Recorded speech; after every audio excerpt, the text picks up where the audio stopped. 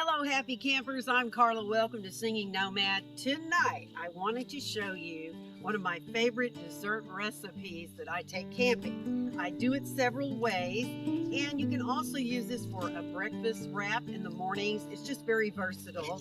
I already made some up. It looks like this, and I'm gonna get my butane stove going here, fire going, and I have already put some clarified butter, some ghee, shelf stable, great to take camping. I put that in there. We're going to let that heat up.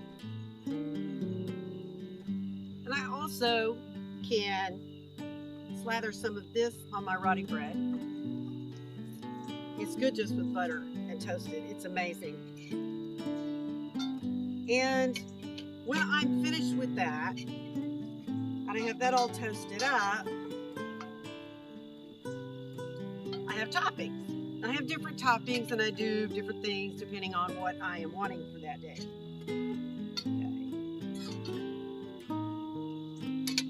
Okay. So I have organic cinnamon, I have honey, some chopped walnuts, or you can use pecans or whatever. I also have some Lily's baking chips that are made with stevia. There are white and milk chocolate. I think these are dark chocolate. And these are great. Sometimes I mix them on the bread. I melt it up and mix those. Or I just do honey and cinnamon, and that's delicious as well. These with peanut butter. You could also put organic peanut butter on this to make a dessert. And these Lily's white chips with peanut butter tastes like Reese's white peanut butter cups. It's amazing. It's a really good taste. All right, I think we're ready to roll here. Turn that stove off. Okay. Nice and toasty. Ghee. I don't really eat that much butter. I don't. I kind of watch my butter, but I do love it. It's delicious. All right, a little cinnamon, some walnuts, and some honey. I'm telling you, this is so good. It's delicious. It's a great treat around a campfire. When everyone else is doing s'mores, and that may not be the healthiest choice for you, you have this. Then I'm going to wrap this up, roll it up, and voila. There's a little crepe thing going on. It is delicious. And like I said, sometimes I melt the chips on there and just do variations of it. But this is a great, quick bread for anything you need for camping. It can be sandwich bread, it can be a breakfast wrap, it can be a lot of different things. So I thought I'd share that with you. It's one of my favorite go-tos. Very simple recipe, and I will put it in the description below. I thought I would show you my pour-over coffee that I do in the mornings. You have this little pour-over apparatus, and it has a cone-shaped filter. And tonight I'm not doing coffee, I'm doing yerba mate. My favorite brand of that is the Mate Factor. Has a little less caffeine than coffee. So I'm just doing yerba mate tea in that filter, and this filtered water we heat up and pour that in there and let that brew nice and hot. And this will keep it warm.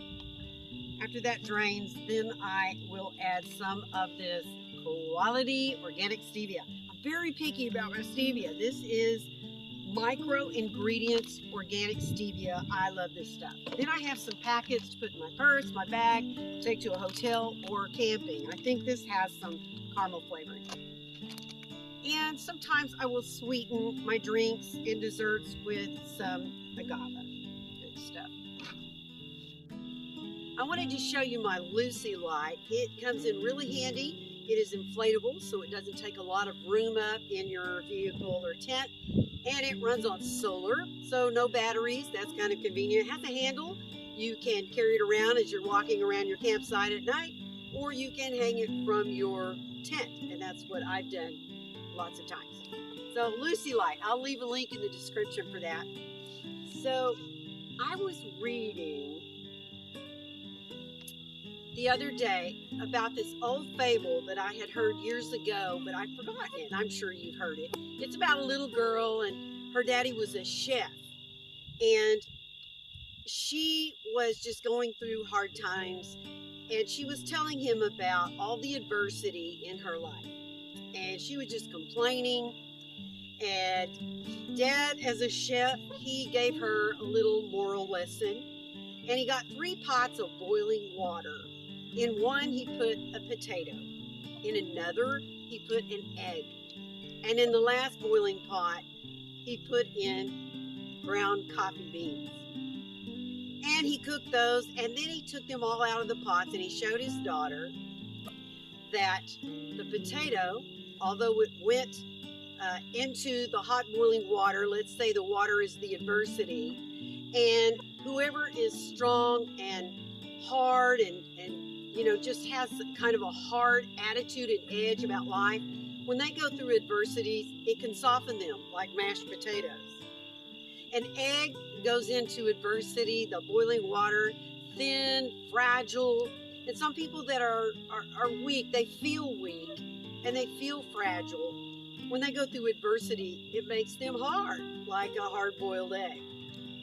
And then the coffee beans, they go into the boiling water and they change the water and they make something new, and it's unique. So I just want to challenge you tonight to look at your adversity a little bit differently, because it can make us hard-hearted. Trouble and trials can like eat our lunch and just weaken us, and we just kind of lay down and die or hide. But let's be like the coffee grounds, where we change the water, we change adversity, that we look at it as an opportunity to do something new, to do something unique. And I think it takes great foresight to do that. And I'm just as human as the next person. Sometimes I'm on the floor with trouble. It gets to me. And other times I get a little angry, a little hard, hard-hearted, and a little bitter, resentful. But eventually I will come around to the creative side of me, because that's just me. And I believe we are all created to have creativity. I just wanted to remind us to be creative about challenges that come along. And sometimes change can transform you if you will allow it. And trouble and adversity can actually work for you. I've talked to friends in the past that maybe they were laid off or their plant closed, and it was the best thing that ever happened to them, because they always wanted to start their own business, and they were just too chicken to do it. So trouble many times changes the trajectory of your life, and you find yourself on a new path.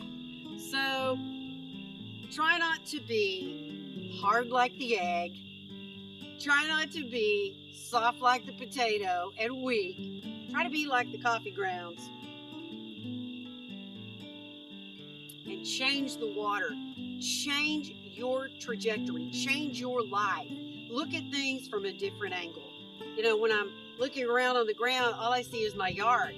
But when I go up in a plane, I see my yard and everybody else's yard. It shifts your perspective. So that's all I'm saying, that when you're going through things, yes, we grieve. But things are hard, and it takes a toll on us, especially if it's ongoing. But we can choose to think how we want to think, and we can make a difference in our lives and other people's lives. And remember, the people that come after you, your children, your grandchildren, your great-grandchildren, your downline, what you do now is important. They're watching, even if they never meet you, but they see videos of you later, or they read something that, family members tell them about you. We affect people. And so how we deal with adversity is a very good example for our kids, because they are watching, and our neighbors are watching, and our friends are watching. So I thought that was a neat little fable, just a reminder. And I'm going to enjoy this yerba mate and the fire, and I'll see you down the road. Be sure to give it a thumbs up and subscribe and hit the bell. Bye-bye. Attention! Attention! Girls, up here. Now, today in home ec, we are going to make a recipe that is from India. It is a flatbread called Roti bread. It's made with no yeast. Girls, up here. Now, we're going to make this because I think it's something we need to have in our kitchens because it has multiple uses. You can make it as a pizza crust. You can make it as a taco shell or a tortilla for a burrito or a crepe. Now, this is very simple to make. Even you can make it, Carla. And now we're going, girls, do you want to go to detention? Because that's where you're headed, young lady. Now, let's get started. It's going to be lots of fun. Has anyone seen my glasses?